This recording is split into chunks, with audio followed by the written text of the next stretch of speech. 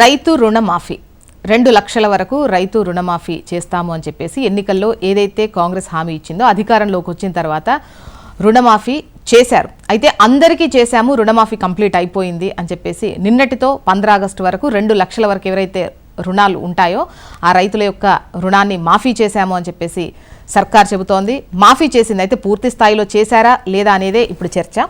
అయితే రుణమాఫీ చేశాము అని సర్కార్ చెబుతోంది. మరోవైపు రుణమాఫీతోని ద్రోహం చేశారు, మీరే చెప్పారు 32 లక్షల మంది రైతులని 22 లక్షల మంది రైతులకే చేశారు, అలా చేస్తే రుణమాఫీ పూర్తి స్థాయిలో చేసినట్ట అని చెప్పేసి అటు విపక్షాలు ప్రశ్నిస్తున్నటువంటి క్రమం కనిపిస్తోంది. మరోవైపు బడ్జెట్లో కూడా 26,000 కోట్లు పెట్టారు, అందులో 18,000 కోట్లు మాత్రం రైతులకు రుణమాఫీ చేశారు. సో రుణమాఫీ అయినట్ట కానట్ట అనేది వాళ్ళ క్వశ్చన్. మరి మాట్లాడదాం, గెస్టులు కూడా రెడీగా ఉన్నారు.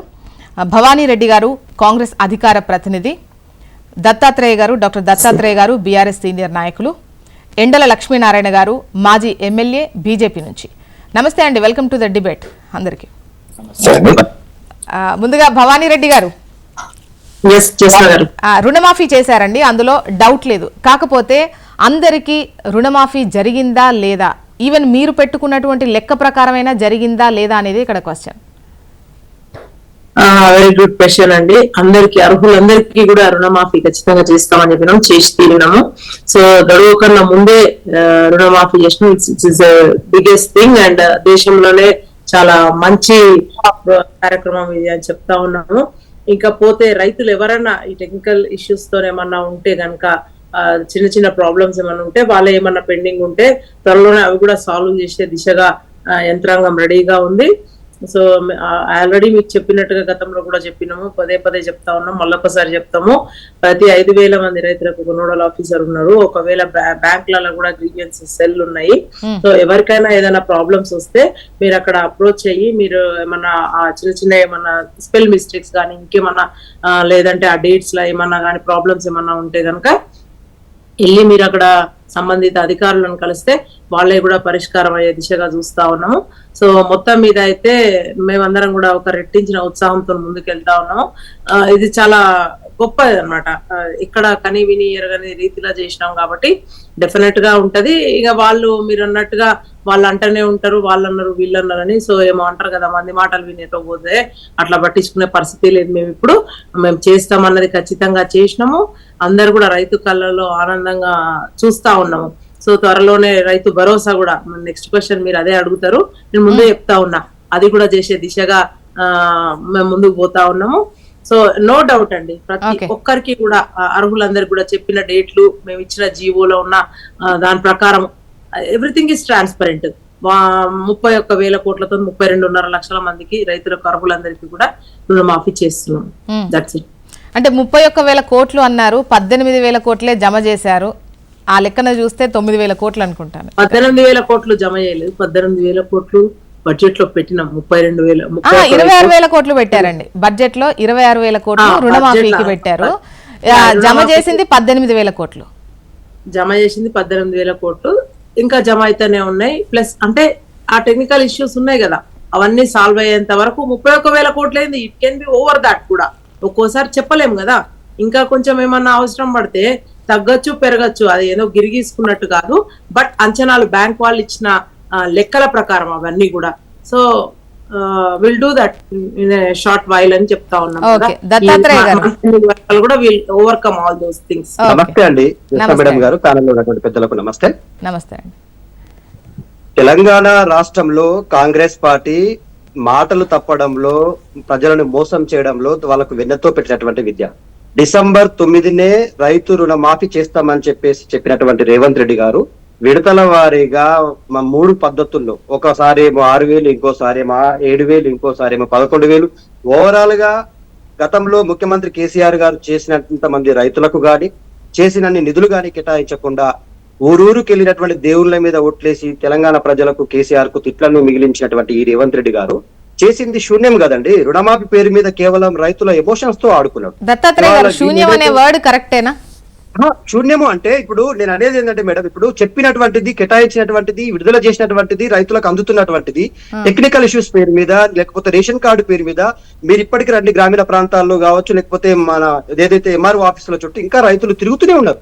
వాళ్ళ బాధల్ని వర్ణాతీతం కదా. ఇప్పుడు వీళ్ళు క్లారిటీ ఇవ్వట్లేరు. ముఖ్యమంత్రి గారు ఒక మాట చెప్తారు, రెవెన్యూ మంత్రి గారు ఇంకో మాట చెప్తారు. నేను అనేది ఏంటంటే నిజంగానే మీకు రైతుల మీద చిత్తశుద్ధి ఉంటే ఇన్ని విడతలుగా 3 పద్ధతుల్లో చేయరు. మేము ఒకేసారి చేస్తామని చెప్పారు కదా, ఒకే దఫాలో చేస్తామన్నారు. పోనీ ఆగస్టు 15 ఒకే దఫా. ఒక్క నిమిషం, లెట్ మీ ఎక్స్ప్లెయిన్. అది ఒకటే దఫా అంటారు దాన్ని. అంటే ఆ తీసుకున్న రుణం మేరకు, అంటే ఎక్కువ మందిని 1 lakh ఉన్న వాళ్ళు ఎక్కువ మంది ఉన్నారు కాబట్టి ముందు వాళ్ళే చేసినాం 1.5 lakh. అంతేగాని మీకు ఇప్పుడు 2 లక్షల రుణం ఉంటే మీ దానిలో ఒక 50,000 వేసి, 1,00,000 వేసి, 50,000 వేసి అట్లా కాదు చేయాల్సింది.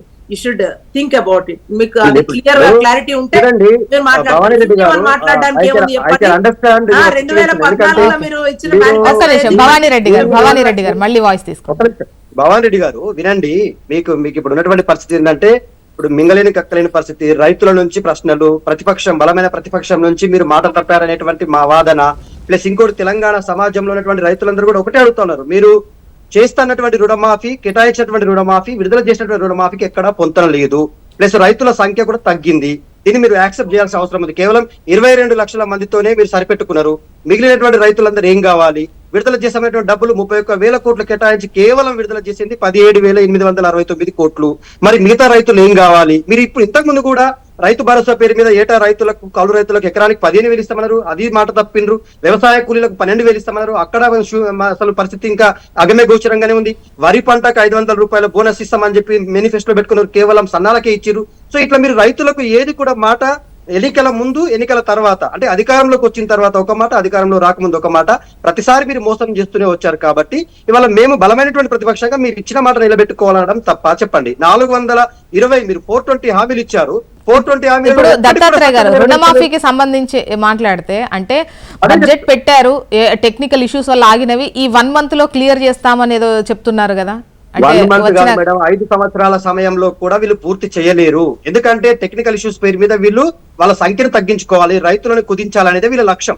మేము మాట ఇవ్వలేదు ఎప్పుడు కూడా. యాజ్ కేసీఆర్ గా కానీ మేము రైతులకు రుణమాఫీ చేస్తామని చేయలేదు. కానీ చెప్పకుండానే 58,29,000 మంది రైతులకు 30,000 కోట్ల రుణమాఫీ చేసినామండి.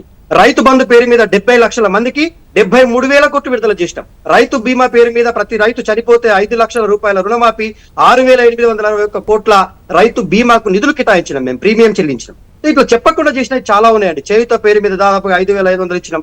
9,000లో 1,34,769 కోట్ల విలువ చేసే ధాన్యం కొనుగోలు చేసినాం. 773 లక్షల మెట్రిక్ టన్నులు. అంటే మేము చెప్పేది ఏంటంటే, రైతులని నడి రోడ్డు మీద వదిలేసి కళ్ళాలలో పంట వర్షం పాలవుతుంటే కూడా చూస్తూ కూర్చున్నారు తప్ప ఒక వ్యవసాయ శాఖ మంత్రి గాని లేకపోతే వీళ్ళు గాని వీళ్ళకి లేదు అంటా ఉన్నాం. జోష్నా గారు, రైతుల మీద చిత్తశుద్ధి ఉంటే రైతు రుణమాఫీ తేలిపోయేది. విడతల వారీగా డిసెంబరు, జనవరి, మార్చి, లాస్ట్ ఆగస్టు 15కి వెళ్ళి ఊర్లో ఉన్న దేవుళ్ళందరి మీద ఓట్లేసుకున్నా కూడా రుణమాఫీ పూర్తిగా చేయకపోవడం వీళ్ళకు రైతుల మీద ఉన్న చిత్తశుద్ధి.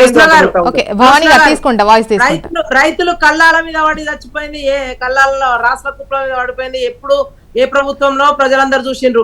నిరంజన్ రెడ్డి గారు ఏం మాట్లాడినరో, విద్యార్థుల గురించి, ఉద్యోగార్థుల గురించి ఏం మాట్లాడినరో అందరు చూసిండ్రు. అందుకనే వాళ్ళు పక్కన పెట్టిన. ఆయన గొప్పగా చెప్తున్నాడు, మేమట మాట తప్పినమాట ఇళ్లలోనే వాళ్ళు 10 ఏళ్ళు పాలించి. లక్ష్మీనారాయణ గారు వర్షం తీసుకుందాం. లక్ష్మీనారాయణ గారు చెప్పాలి. మరి జ్యోత్స్న గారు, అంటే అందరికి రైతు రుణాన్ని మాఫీ చేస్తామని కొందరికి రైతు రుణాన్ని మాఫీ చేసినందుకు కొందరి తరఫున అభినందనలు తెలియజేస్తాం. కొందరి తరఫున ఎందుకంటే వాళ్ళే చెప్పిండ్రు అన్న అందరికైతే అప్పుడు చెప్పుతారు అందరి తరఫున. అందరు చెప్తారుగా 40 లక్షల మంది 40,000 కోట్లు అన్నారు, 31,000 కోట్లు అన్నారు. ఆ తర్వాత 18,000 కోట్ల కొంత తక్కువగా రుణమాఫీ చేసి మొత్తం చేసిన ముక్కురాయమంటున్నారు ఎవరు. నేను ఇక్కడ ఒక సొసైటీకి సంబంధించి నేను వివరాలు చెప్తాను. అంటే 14,26,54,000 రూపాయలు రుణమాఫీకి చేయాల్సిందే. ఎంత చేసిండ్రు అని అంటే, ఇప్పుడు దీంట్లో ఇప్పటి వరకు చేసింది మొత్తం ఎంత అంటే 18,000. అంటే 18. ఇది టోటల్ ఫిగర్ కాదు, ఒక సొసైటీకి సంబంధించి. 1645 మంది రైతులకు రుణమాఫీ కావాలి. ఆ, ఈ మూడు ఎంత 537 మంది రైతులకే రుణమాఫీ అయినటువంటి పరిస్థితి. దీంట్లో 2 లక్షలది ఇంకా కలపాల్సింది. ఉమ్, ఓవరాల్ గా అంటే 60% మందికి దీంట్లో రుణమాఫీ కింద కవర్ అవుతున్నటువంటి పరిస్థితి. ఎవరు కవర్ అవుతలేరని కొంత డీటెయిల్స్ లకు పోతే బ్యాంకులు రుణం ఇచ్చినాయి. ఉమ్, ఆ రుణం ఇచ్చిన ఆధార్ కార్డు ఉంది, బ్యాంకులో ఉన్నటువంటి పేరు ఉంది.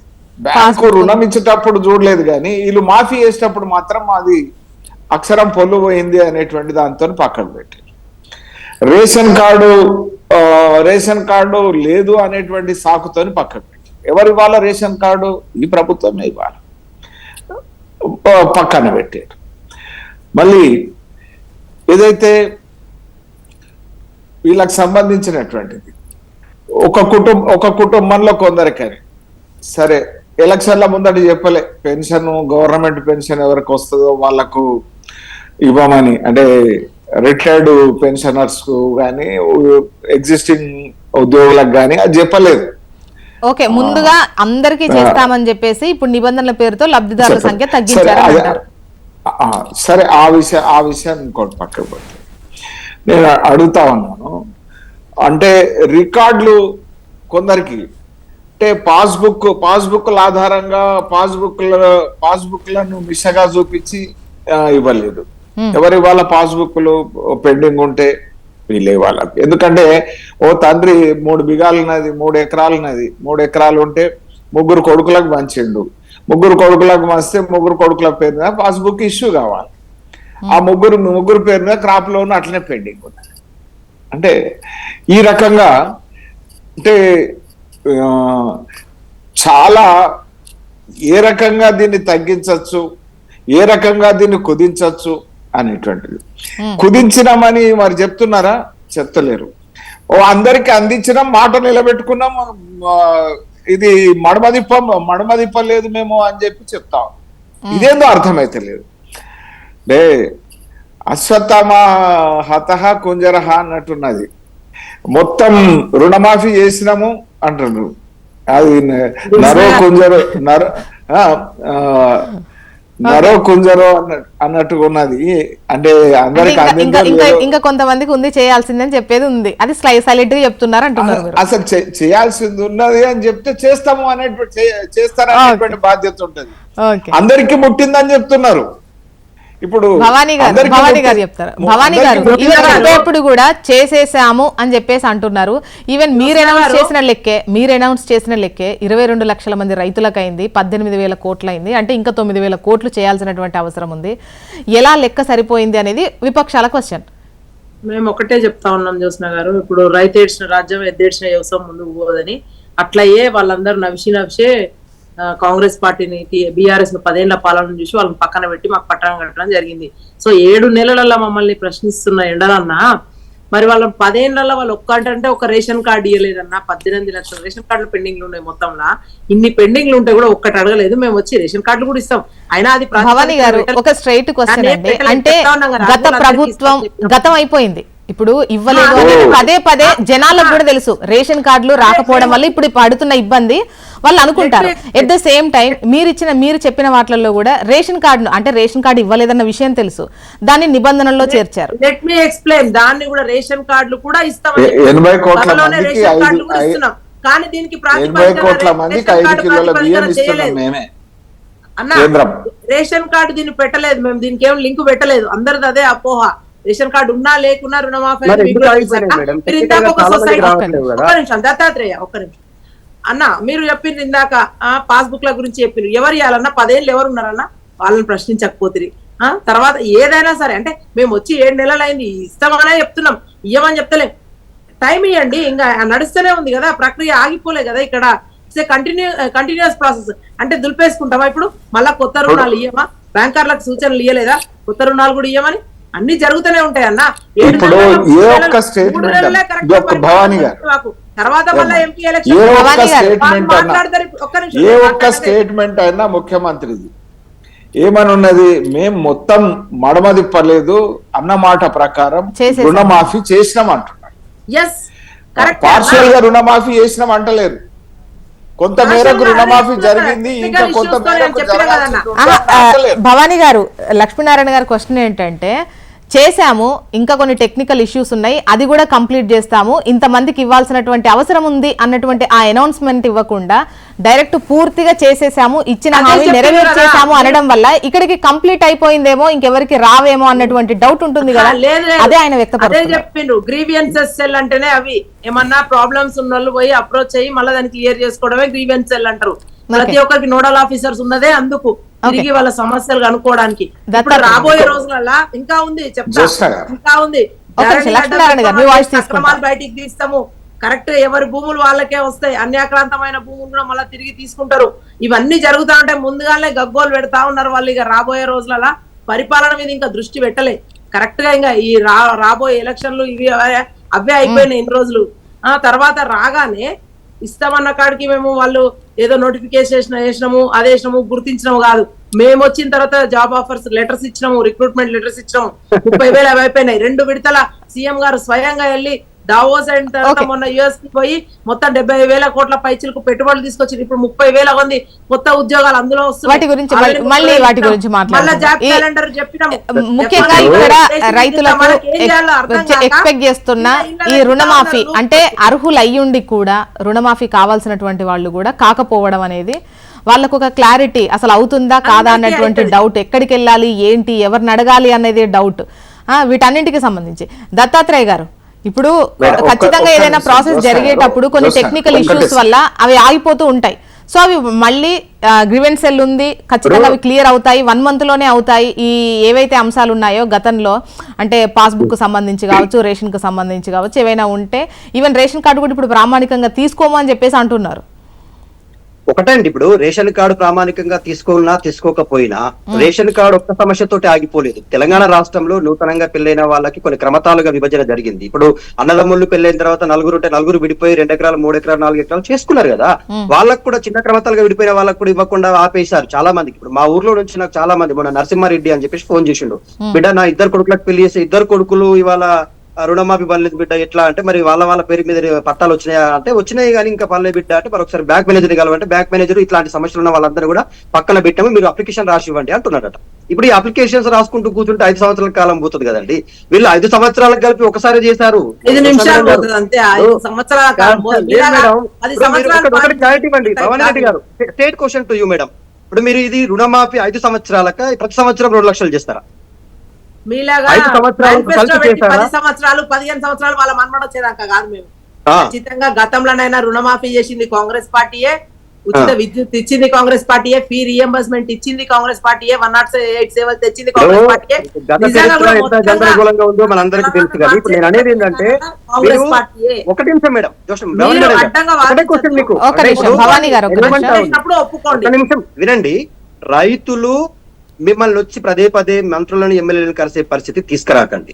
రైతులు పాపం పంటలు పొలాల్లో ఇప్పుడు వర్షాలు పడతా ఉన్నాయి, చాలా విపరీతమైనటువంటి పరిస్థితుల్లో ఉన్నారు కాబట్టి వాళ్ళకు మీరు ఒక స్టేట్మెంట్ ఇవ్వండి. మీ ముఖ్యమంత్రి గారా లేకపోతే వ్యవసాయ శాఖ మంత్రియా చెప్పండి, రుణమాఫీ రాని రైతులు కూడా బెంగపడాల్సిన అవసరం లేదు, దిగులు పడాల్సిన అవసరం లేదు, ప్రతి ఒక్కరికి వస్తుంది, ఎంత మంది అర్హులు అంతమందికి వస్తుంది. మీరు అర్హతకు ఏమేమి చెప్పండి.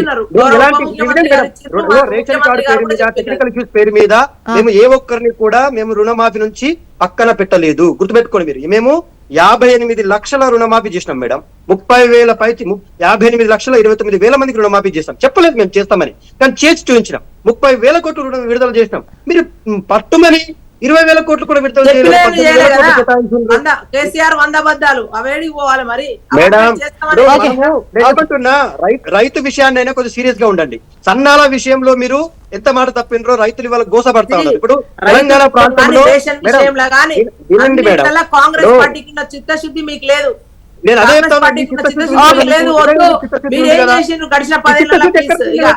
మీరు మాట్లాడుతూ ఉంటే ఎన్నైనా మాట్లాడతారు. ఎక్కడ పోయింది ఈ 420 హామీస్? ఎప్పుడు నెరవేరుస్తారు? 6 గ్యారెంటీలు ఇచ్చారు, 13 హామీలు ఇచ్చారు, రైతులకు ఇస్తామన్నారు. కౌలు రైతులకు ఇస్తామన్నారు, వ్యవసాయ కూలీలకు ఇస్తామన్నారు 12,000 రూపాయలు. నేను చెప్తున్నా కదా, 420 మీరు అసలైన 420 నేను మాట్లాడేది వినండి. KG మీరు to మాట్లాడుతున్నారు PG వినండి ఏది? కదా. నీ KG to PG ఏది? 3 ఎకరాలు ఏది? నీ దగ్గర ఎందుకు? ముఖ్యమంత్రి మీరు రండి మేడం 420 చూపిస్తాము. ప్రభుత్వం కేజీ టు పీజీ 10 సంవత్సరాలు 296 గురుకులాలు ఉంటే 1158 గురుకులాలకు పెంచినటువంటి గొప్ప విద్యావేత్త కేసీఆర్. అదే కదా, గుర్తుపెట్టుకోండి స్కూల్స్ మీరు. అన్ని మీరు మాట్లాడారు, మూతపెట్టేసి, విద్యా వ్యవస్థ మీద రెగ్యులర్ గా మాట్లాడారా? నడిచే స్కూల్స్ అన్ని మూతపెట్టేసి ఇప్పుడు దాన్ని గురుకులాల ఓకే, ఇప్పుడు స్కూల్స్ ఎవరైనా చేయొచ్చు. కాదు, మనం వ్యవసాయం గురించి మాట్లాడుతున్నాము, వ్యవసాయ కూలీల గురించి మాట్లాడుతున్నాము. చెప్తున్నా, వ్యవసాయం మీరు గురించి సన్న వ్యవసాయం రైతులకు చెప్తున్నా ఇవ్వలేదు, కదా. ఇచ్చారు. భవానీ గారు, ఒక్క నిమిషం. కాంగ్రెస్ పార్టీకి ఉన్న చిత్తశుద్ధి మీకు ఎవరికి లేదు, వదిలేసేయండి అది. ఓకే. 24 గంటలు ఒక్క నిమిషం. లక్ష్మీనారాయణ గారు, మీరు దత్తాత్రేయ గారు ఒక్క నిమిషం ఆగండి. భవానీ గారు ఒక్క నిమిషం. జ్యోత్స్న గారు, ఉమ్, ఇప్పుడు రేషన్ కార్డులు పెండింగ్ ఎందుకు ఉన్నాయి వీళ్ళ దగ్గర? ఇప్పుడు ప్రభుత్వం అనుకుంటే సకల జనుల సర్వే ఒక్క రోజులో 24 గంటలలో గత ప్రభుత్వం చేసింది. ఉమ్, ఆ వివరాలు కూడా వీళ్ళ దగ్గర ఉన్నాయి. ఆ వివరాలు తీసుకొని రేషన్ కార్డులు ఇష్యూ చేయొచ్చు. ఉమ్. ఎందుకు రేషన్ కార్డులు ఇష్యూ చేస్తలేరు? ఒకటి పెన్షన్లు ఇవ్వాలి, 2 ఈ రుణమాఫీకి రుణమాఫీ కానీ పరిధి పెరుగుతుంది. అప్పటి సర్వే ఇప్పుడు పనికి వస్తుందా అండి? అది సమగ్ర నేను కుటుంబ సర్వే గురించి ఏ రకంగా టైం ఇచ్చిండ్రు, ఎప్పుడు చెప్పిండ్రు, ఫ్రీగా మరి అడ్వాన్స్ ఈ ప్రభుత్వం వచ్చి 24 గంటలలో చేసే పనిని 8 నెలల నుంచి ఎందుకు పెండింగ్ పెడుతున్నారు? పేదవాళ్ళు కదా.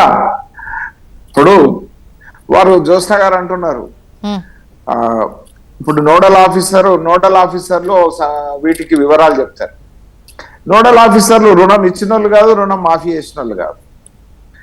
వీళ్ళే నేను బ్యాంకర్స్ కదా. బ్యాంకర్స్ ను బాధ్యత నుంచి పక్కకు తప్పించారు, నోడల్ ఆఫీసర్లను ముందట పెడుతున్నారు. నోడల్ ఆఫీసర్లకు ఏ రకంగా కన్సర్న్ అంటే వీళ్ళు జరగద్దని కేవలం అన్న పక్కకు పెడతలేరు, సమన్వయంతోనే జరుగుతుందన్న. చెప్పండి. మీరు రుణమాఫీ మొత్తం అయిపోయింది అంటున్నారు. ఇక మీరు ఏమంటున్నారు? రైతు భరోసా మేము వేస్తాం ఇంకా అంటున్నారు. మీరు రేపు రైతు భరోసా మీద దృష్టి మరలుస్తారు. రుణమాఫీ రైతులు, పెండింగ్ ఉన్న రైతులు చక్కర్లు కొడుతూనే ఉంటారు. నోడల్ ఆఫీసర్ దగ్గరకు పోతారు, నోడల్ ఆఫీసర్ బ్యాంక్ వాళ్ళు అంటారు, నోడల్ ఆఫీసర్ మీరు ఈ సాకులన్నీ చెప్పుకుంటా నోడల్ ఆఫీసర్ అవసరం లేదన్నా. అవి సాల్వ్ అయితే టెక్నికల్ ప్రాబ్లమ్స్ ఏమైనా ఉంటే అవి సాల్వ్ చేసుకొని ఇట్స్ వన్ క్లిక్ గో. మీరేమంటున్నారు? మిమ్మల్ని ప్రశ్న అడిగితే 80 కోట్ల మందికి రేషన్ ఇస్తున్నటువంటి కేంద్రాన్ని మీరు ఉల్టా ప్రశ్నిస్తున్నారు. 80 కోట్ల మందికి రేషన్ ఇస్తున్నటువంటి 5 కిలోల చొప్పున ఇస్తున్నాం కదా. మీరు ఉల్టా మేమేదో పెండింగ్ పెట్టినాం. పెండింగ్ మీరు పెట్టారు. రాష్ట్ర కాంట్రిబ్యూషన్ ఎంత? మీరు రాష్ట్రానికి పెండింగ్ మీరు పెట్టారు రేషన్ కార్డు. ఇంకో విషయం, మీరు మాకు ఒకటి కట్ ఆఫ్ డేట్ చెప్పండి. ముఖ్యమంత్రి గారు చెప్తారా ఈ పెండింగ్ ఉన్నటువంటి వాళ్లకు రుణమాఫీ ఈ హార్డిల్స్ అన్ని క్లియర్ చేసి ఓ 15 రోజుల సమయం తీసుకుంటారా?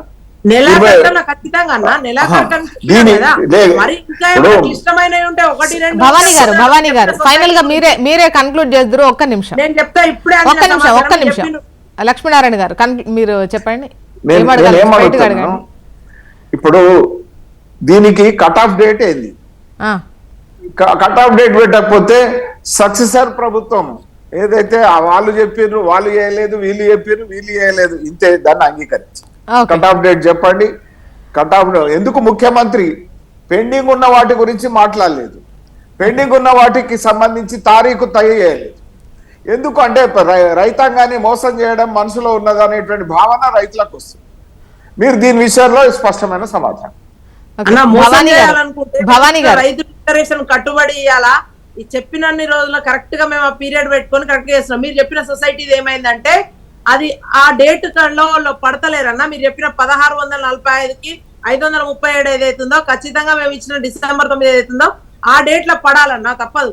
ఇప్పుడు ముందు వాళ్ళెవరో చేసిన దానికి ఆ 10 ఏళ్లలో తీసుకున్న దానికి మమ్మల్ని వచ్చి అడుగుతే ఎట్లా? మేము భవానీ గారు ముందుగానే అంటే ప్రభుత్వం దగ్గర ఎంత నిధులైతే ఉన్నాయో, ఎంత సమకూర్చారో, ఎంత అడ్జస్ట్ చేశారో దాన్ని బట్టి లబ్ధిదారుల సంఖ్యను డిసైడ్ చేశారు అనేది వాళ్ళ క్వశ్చన్.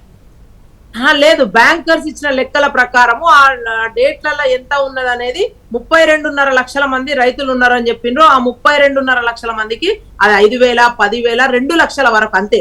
2 లక్షల పైన ఉంటే అయితే ఈ 32లో 22 లక్షల మందికి అయింది ఎందుకు మరి?